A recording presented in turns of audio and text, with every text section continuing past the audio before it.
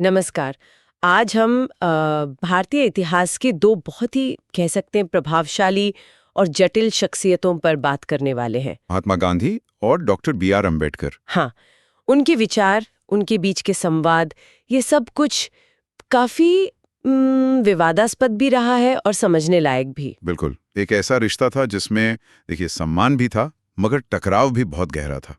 बुनियादी मतभेद थे। तो आज हमारी कोशिश रहेगी कि अस्पृश्यता, धर्म, राजनीति, सामाजिक न्याय, इन सब पर उनके जो नजरिए थे उनको खंगालें, और वो भी जो हमारे पास स्रोत हैं उनके आधार पर। और स्रोत भी काफी दिलचस्प है हमारे पास। जैसे एक तो आनंद रंगनाथन का यूट्यूब इंटरव्यू है, उसके कुछ हिस्से देखेंगे। हाँ, फिर गांधी और अम्बेडकर के बीच जो सीधी बातचीत हुई उसके रिकॉर्ड्स हैं, मतलब गांधी के संग्रहित कार्यों से। अच्छा। गांधी जी के जीवन की एक पूरी टाइमलाइन है, काफी विस्तृत, और कुछ बहुत जरूरी चिट्ठियां हैं जो गांधी ने लिखी और जो उन्हें लिखी गई। तो मतलब काफी मटेरियल है। तो इस सारी पड़ताल का लक्ष्य क्या रख रहे हैं हम? देखिए, लक्ष्य ये है कि इन अलग अलग स्रोतों से जो जानकारी मिल रही है उसे एक साथ रखें। समझें कि गांधी और अम्बेडकर के बीच वो कौन से गहरे, मतलब बुनियादी वैचारिक मतभेद थे। हाँ, जिनकी वजह से शायद रास्ते अलग हुए। बिल्कुल। और उनकी बातचीत के वो कौन से अहम मोड़ थे। गांधी का दर्शन क्या था असल में, और अम्बेडकर क्यों उनकी इतनी तीखी आलोचना करते थे। कोशिश ये रहेगी कि जो ऊपर ऊपर की बातें हैं, जो धारणाएं बनी हुई हैं, उनसे थोड़ा आगे जाएं, है ना? एक ज्यादा बारीक और संतुलित समझ बनाने की कोशिश करें। हाँ बिल्कुल। तो फिर शुरू कहाँ से करें? सीधे टकराव से? हाँ, मुझे लगता है वहीं से शुरू करना चाहिए जो सबसे ज्यादा चर्चा में रहता है। गांधी बनाम अम्बेडकर। आनंद रंगनाथन वाले स्रोत में अम्बेडकर की कुछ बहुत तीखी टिप्पणियों का जिक्र है गांधी पर। हाँ, वो स्रोत बताता है कि अम्बेडकर ने गांधी को ढोंगी महात्मा तक कहा। अरे बाप रे! हाँ, अंधेरे युग का पैगंबर, और यहाँ तक कि शार्लेटन, मतलब बहुरूपिया। शार्लेटन! और ये भी कहा कि अम्बेडकर मानते थे कि गांधी जरूरत पड़ने पर अपने दांत भी दिखा सकते हैं। ये सिर्फ राजनीतिक असहमति नहीं लगती, ये तो सीधे सीधे उनकी नीयत और पूरी शख्सियत पर हमला है। बिल्कुल। तो रंगनाथन के स्रोत के अनुसार इसकी वजह क्या बताई गई? क्या ये सिर्फ व्यक्तिगत रंजिश थी या कोई गहरी वैचारिक लड़ाई? नहीं, रंगनाथन का विश्लेषण तो यही कहता है कि ये गहरा वैचारिक टकराव था। मतलब एक तरफ अम्बेडकर, जिन्हें वो स्रोत वन मैन आर्मी जैसा बताता है, अकेले चलने वाले। हाँ, अपनी सोच पर एकदम अडिग, किसी के पीछे नहीं। और दूसरी तरफ गांधी जी, जिनके पीछे अनुयायियों की एक बड़ी सेना थी, और अम्बेडकर अक्सर उनकी भक्ति को अंधभक्ति कहते थे। अच्छा। रंगनाथन का स्रोत तो यहाँ तक दावा करता है कि गांधी कहीं ना कहीं अम्बेडकर की जो जबरदस्त बौद्धिक क्षमता थी उससे भयभीत थे। लेकिन क्या ये सिर्फ एक स्रोत का नजरिया है या हमें उनके सीधे संवादों में भी इस तनाव की कोई झलक मिलती है? वो अक्टूबर 1932 वाली बातचीत का जिक्र आता है अक्सर। हाँ, वो बातचीत बहुत अहम है, और वो गांधी के संग्रहित कार्यों में दर्ज भी है, और वो इस रिश्ते की जो जटिलता है उसे और उजागर करती है। देखिए, अम्बेडकर शुरू में ही साफ कर देते हैं क्या कहते हैं? कि वो वहां अस्पृश्यता पर चर्चा करने नहीं आए हैं, वो आए हैं राजनीतिक मामलों पर बात करने।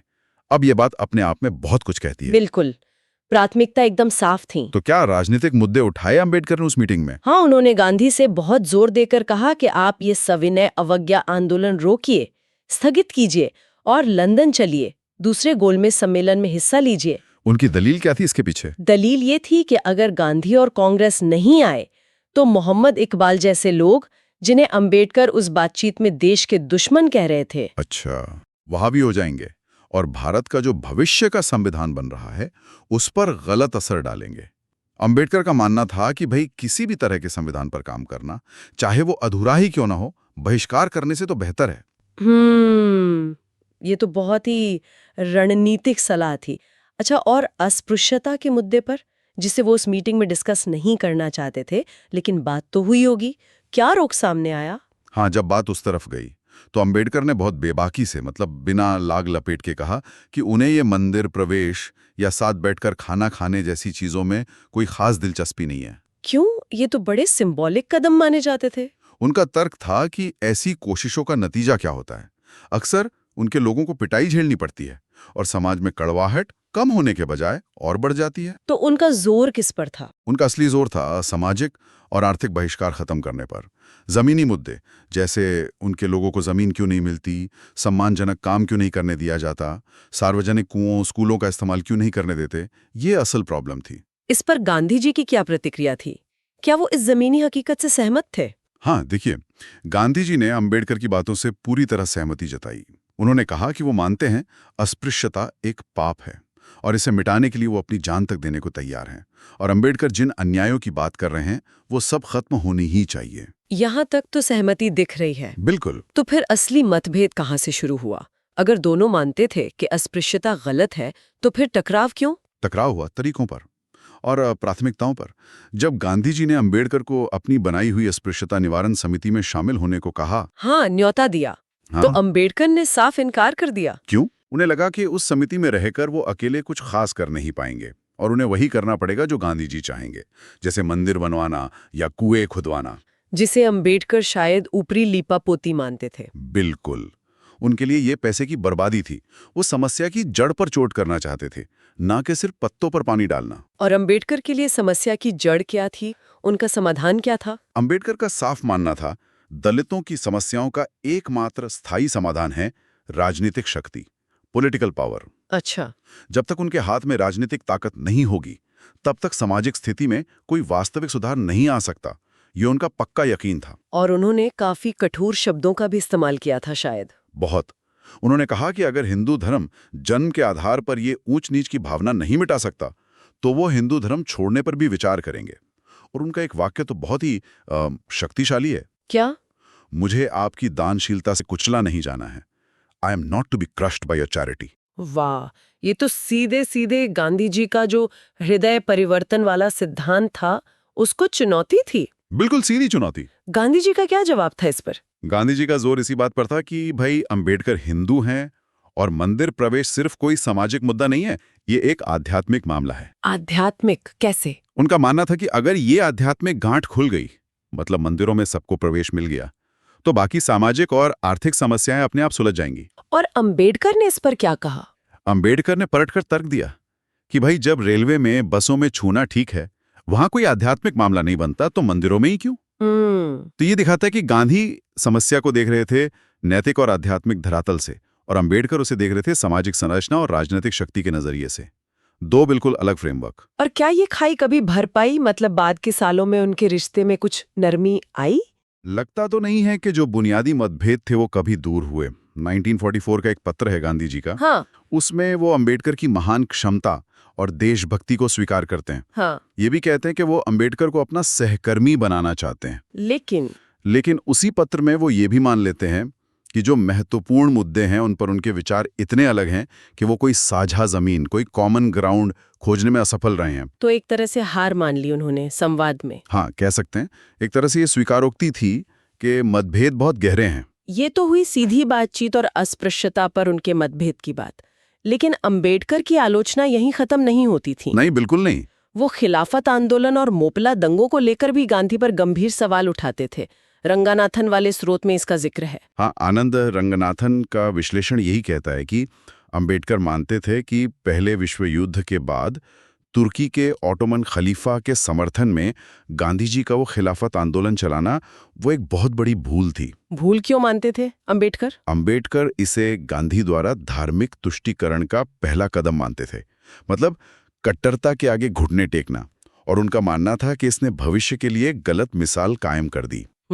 और 1921 के मोपला दंगों पर गांधी की प्रतिक्रिया, उस पर अंबेडकर को क्या आपत्ति थी? रंगनाथन के स्रोत के मुताबिक अंबेडकर इस बात से बहुत सख्त नाराज थे कि गांधी जी ने मोपला दंगों की व्याख्या कैसे की। क्या कहा था गांधी जी ने? गांधी जी ने कहा कि अगर स्थानीय कलेक्टर ने मोपलाओं की धार्मिक भावनाओं का ख्याल रखा होता तो शायद ये दंगे न होते।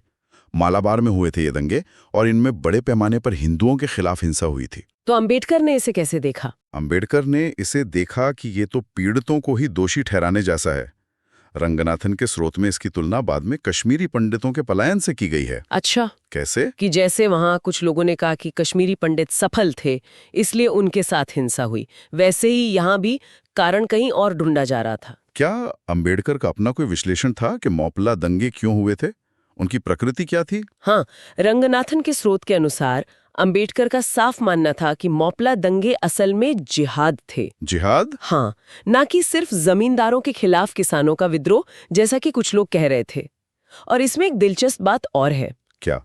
कि उस समय के एक बड़े मुस्लिम नेता थे, मौलाना हसरत मोहानी, जिन्होंने इंकलाब जिंदाबाद का नारा दिया था। हाँ, मशहूर नारा है। उन्होंने भी कथित तौर पर इसे इस्लामी जिहाद माना था और हिंदुओं के खिलाफ जो हिंसा हुई उसे जायज ठहराया था। और गांधी जी का क्या रुख था मोहानी के प्रति? रंगनाथन का स्रोत इशारा करता है कि इन सब बातों के बावजूद गांधी जी का रवैया मोहानी के प्रति आश्चर्यजनक रूप से नरम था। उन्हें महान राष्ट्रवादी तक कहा। ये तो काफी गंभीर आरोप हैं और दिखाते हैं कि अंबेडकर की आलोचना कितनी गहरी और बहुआयामी थी। बिल्कुल। अच्छा, रंगनाथन के उसी स्रोत में अंबेडकर के इस्लाम पर कुछ विचारों का भी जिक्र है। यहाँ ये साफ करना जरूरी है कि ये विचार अंबेडकर के हैं, जैसा स्रोत में बताया गया है।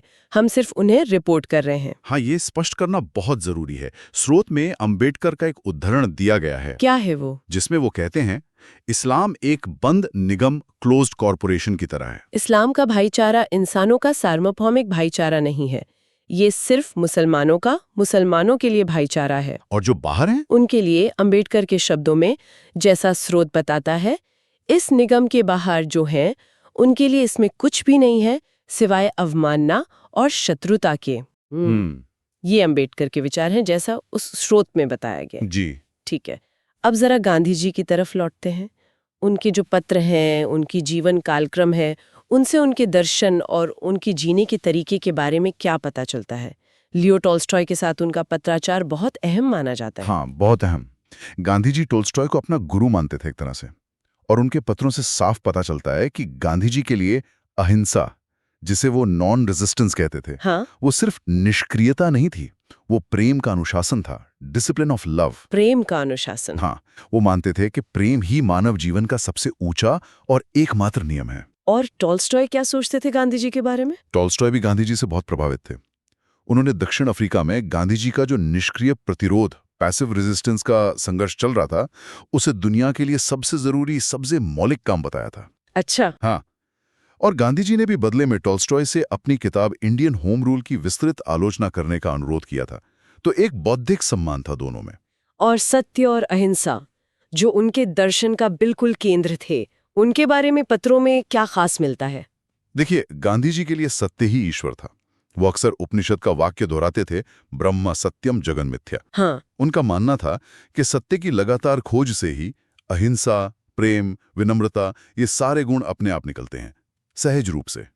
लेकिन चुनौती क्या थी इसमें? चुनौती ये थी कि इस अहिंसा का पालन करना था हिंसा से भरी दुनिया के बीच में, और ये तभी मुमकिन था जब इंसान सत्य पर पूरी तरह से, मतलब एकदम अडिग रहे। ये कोई आसान रास्ता नहीं था। और सत्याग्रह का विचार इससे कैसे जुड़ा था?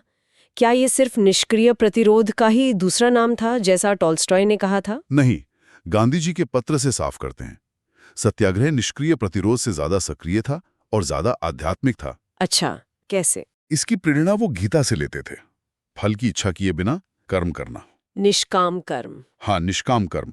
गांधी जी का मानना था कि जब व्यक्ति आसक्ति से मुक्त हो जाता है, मोह से, तो वो अन्याय का विरोध करते हुए दुश्मन को मारेगा नहीं, बल्कि कष्ट सहेगा, जरूरत पड़े तो आत्म बलिदान भी देगा। ये आत्मपीड़ा वाला तत्व। हाँ, आत्मपीड़ा सत्याग्रह का बहुत अहम हिस्सा थी।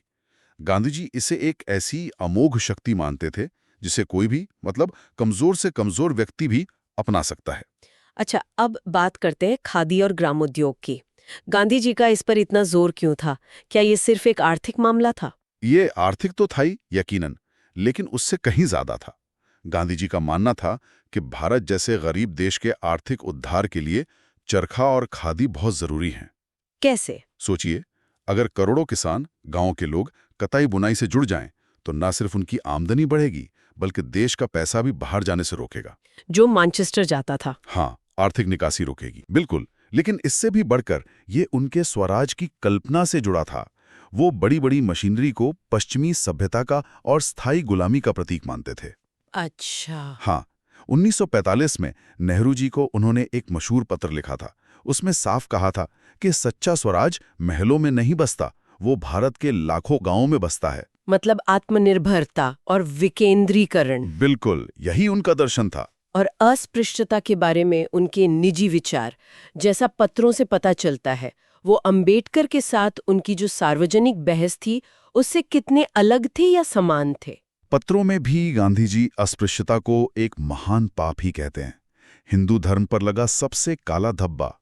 वो मानते थे कि शुद्धता तन की नहीं, मन की होती है। तो इस मायने में तो उनकी निजी राय और सार्वजनिक मौकिफ में समानता है। हाँ, समानता दिखती है, लेकिन जैसा हमने पहले बात की, अंबेडकर के साथ उनका मतभेद इस बात पर था कि इस पाप को मिटाने का सबसे कारगर, सबसे प्रभावी तरीका क्या है।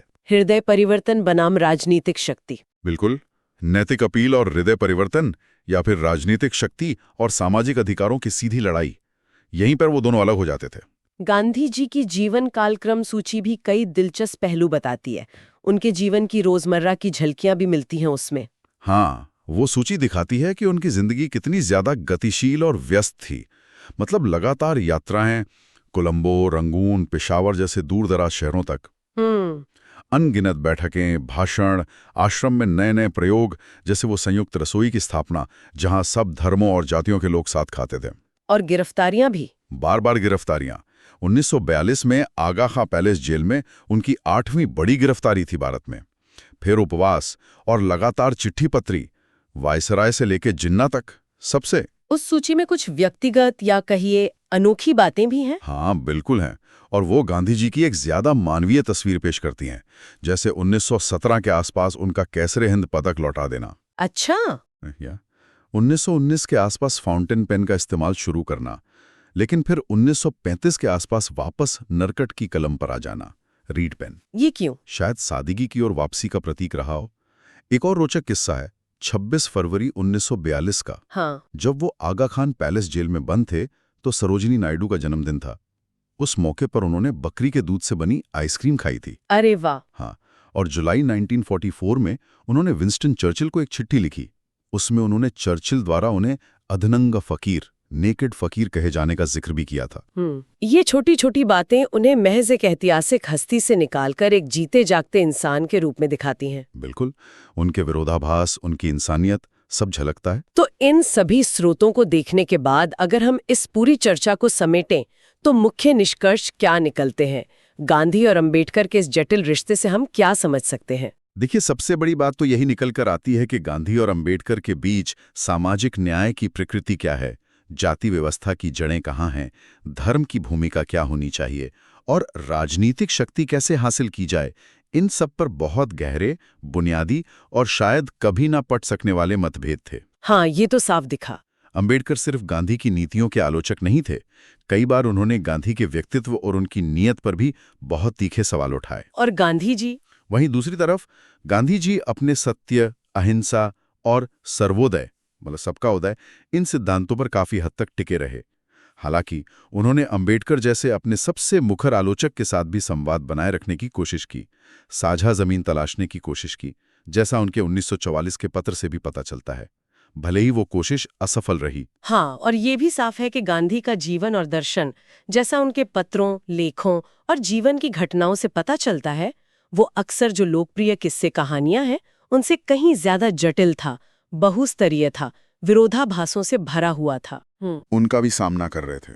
ये कहानी सिर्फ नायक या खलनायक की नहीं है। सही कहा, ये काले और सफेद की कहानी नहीं है। बिल्कुल नहीं। दोनों ही असाधारण नेता थे।